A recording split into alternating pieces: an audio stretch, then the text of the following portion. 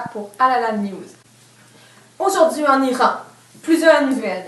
Le ministre du Commerce, de l'Industrie et des Mines a été tué par balle dans Téhéran.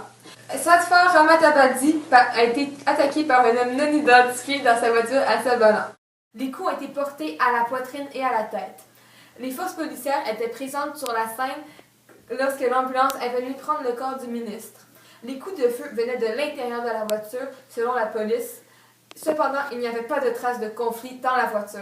L'Iran se joint à la Corée du Nord pour critiquer aux Nations Unies le traitement réservé aux Autochtones du Canada, en qualifiant le pays de terre des promesses brisées et l'accusant de maltraiter les immigrants, les femmes et les enfants des nations autochtones. Nous rejoignons à l'instant Amina Sherkat pour un reportage sur le droit des femmes en Iran. Bonjour, ici Amina Sherkat pour un reportage spécial pour Al-Alam News. Il y a maintenant 2 ans que le roi Abdallah, qui règne sur l'Arabie Saoudite, a promis aux femmes que, dès 2015, pour la première fois, elles pourraient se présenter et voter aux élections municipales. L'Iran a en revanche accordé ce droit aux femmes depuis 1963. Les femmes saoudiennes ont également besoin du consentement d'un tuteur masculin pour voyager, travailler, aller à l'université et même se marier, alors que les femmes iraniennes se sont vues accorder tous ces droits. Un jeune humoriste saoudien a créé un buzz sur le web grâce à une vidéo critiquant l'interdiction faite aux femmes à conduire un véhicule, ce qui contraste avec les politiques iraniennes qui ont toujours accordé ce droit aux femmes. De plus, la République islamique d'Iran se place devant 8 autres pays, dont l'Arabie Saoudite, dans le classement des droits accordés aux femmes. Ceci était un micro-reportage sur le droit des femmes en Iran. De retour à Dalila Walat. Merci Madame Sherkat pour ces nouvelles fort intéressantes. Aussi, un reportage de l'UN en avril a dit que 99,3% des femmes égyptiennes étaient sujettes d'harcèlement sexuel. Ils ont aussi affirmé que l'Irak était plus dangereux maintenant qu'il était sous le régime de Saddam Hussein. Quant à l'Arabie Saoudite, elle est très mal classée pour ce qui est de la place des femmes dans la politique, dans la discrimination au travail et dans la liberté de mouvement. L'Iran s'est très bien classé dans cette étude. Il a en effet surpassé de nombreux pays arabes pour ce qui est de l'accès à l'éducation et des soins de santé ainsi que de la violence faite aux femmes. Pour continuer sur le sujet des droits féminins, selon un groupe d'experts, l'Égypte est maintenant considérée comme le pire pays en ce qui concerne les droits des femmes dans le monde arabe. L'étude faite par la Fondation Thomson Reuters a dénoncé un taux élevé d'harcèlement sexuel. L'Irak est classé second, suivi de l'Arabie Saoudite, de la Syrie et du Yémen. Le groupe d'experts s'est basé sur la violence faite contre les femmes, leurs droits, le traitement des femmes dans leur famille et leur place dans la politique. Nous rejoignons à l'instant Samira Amiri pour un peu de nouvelles économiques. L'Iran regorge de ressources naturelles dont les richesses sont inestimables. Le gaz naturel, le fer, le cuivre, les dattes ainsi que les pistaches en sont seulement quelques-unes. De plus, nous sommes aussi le 4e plus grand producteur mondial de pétrole. Celui-ci s'avère aussi à constituer la principale source de revenus du pays. Suivant ces affirmations, le président iranien Hassan Rouhani ainsi que son homologue russe Vladimir Poutine désirent tisser des liens commerciaux plus étroits entre les deux pays. Une mauvaise décision du président Obama vient toutefois heurter l'économie iranienne. En effet, celui-ci a imposé un embargo sur l'Iran, menaçant entre autres d'expulser du système financier américain les banques étrangères coupables d'avoir acheté la devise iranienne. Depuis, cette ingérence économique de la part des États-Unis crée des dégâts considérables sur l'économie du pays et nos dirigeants sont convaincus de la nécessité d'un compromis face au programme nucléaire et espèrent que le président américain fera preuve d'une certaine diplomatie face au problème. C'était Samira Amiri pour Al-Alam News. Merci Madame Amira. Nous rejoignons à l'instant Leila El-Samad pour une capsule historique iranienne.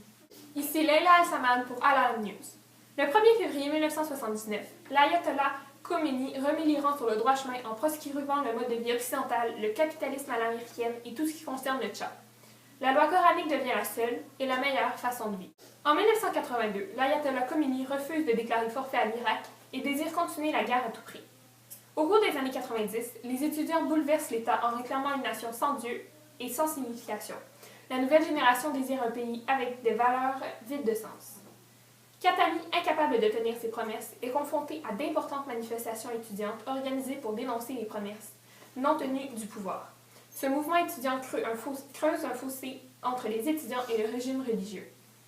Peu de temps après, les étudiants encouragent la population à se pervertir en s'unissant contre le régime au pouvoir.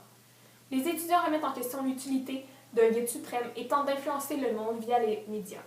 Répliquant à cette propagande, Téhéran ferme les journaux réformateurs les uns après les autres et emprisonne les metteurs de troubles. En 2002 et 2003, les manifestations étudiantes ne cessent de troubler l'ordre de l'État. La police et les gardiens de la Révolution se donnent corps et âme pour faire régner la paix. Tout le monde sait que les étudiants ne représentent en rien la véritable volonté des Iraniens, mais plutôt l'œuvre de l'influence américaine qui tente de déstabiliser le pays de l'intérieur. De retour à Dalia Ouara. Merci Madame El Samad. Nous rejoignons à l'instant Naïra Azadi pour un reportage sur les femmes en Iran et prendre le pouls de la population sur ces dernières. Bonjour, ici Naïla Azadi pour Al-Alam News. Depuis la révolution islamique il y a maintenant plus de 30 ans, les femmes ont considérablement progressé au cours de ces 30 dernières années dans le domaine social. Ainsi, dans les universités, les femmes ont atteint des postes supérieurs à ceux des hommes et nous avons maintenant des femmes avocates, médecins et parlementaires. En effet, l'élection récente du nouveau président Hassan Rouhani n'apporte qu'un message progressiste et d'espoir pour la condition féminine. Celui-ci a d'ailleurs nommé Elam Aminzadeh pour le noble poste de vice-présidente des Affaires légales ainsi que la première femme porte-parole du ministère des Affaires étrangères et la première femme ambassadeur auprès des Nations unies. Rouhani a aussi promis la création d'un ministère des femmes, de favoriser les possibilités d'emploi pour les femmes et a également évoqué la possibilité de relâcher les restrictions sur le code vestimentaire des femmes. Rouhani souhaite mettre fin au mandat de l'ex-président Ahmadinejad, où les droits des femmes ont subi un sérieux recul. Salam alaikum. Alaikum salam. Madame Fadlala. Madame Fadlala, combien d'années vous habitez Shiraz? J'habite Shiraz depuis 30 ans. Donc, savez-vous que 70% des étudiants sont des femmes, soit 1,6 million d'étudiants dans les universités iraniennes? Diriez-vous que le nombre d'étudiants présents dans les universités a augmenté depuis la révolution islamique? Je dirais que oui, le pourcentage n'a jamais été aussi haut. Même mes 2 filles à moi vont à l'université. Bien. Êtes-vous allé voter lors des dernières élections? Oui, mon mari et moi sommes allés voter avec une petite fille qui peut maintenant voter parce qu'elle a 16 ans et que l'âge pour le droit de vote a été abaissé grâce à M. Rouhani. Faites-vous confiance au nouveau président Rouhani par rapport à la condition féminine en Iran? Tout à fait, j'ai une confiance aveugle en Rouhani. Go Rouhani! Merci beaucoup, Madame Fadlala. Passez une bonne journée. Merci. Avec l'appui de la population, Rouhani a tout ce qu'il lui faut pour continuer son mandat déjà entamé depuis plus de 100 jours et pour continuer de faire progresser les droits humains et les droits des femmes en Iran. Merci. Voilà ce qui conclut le téléjournal à Al-Alam News. Merci et bonne soirée.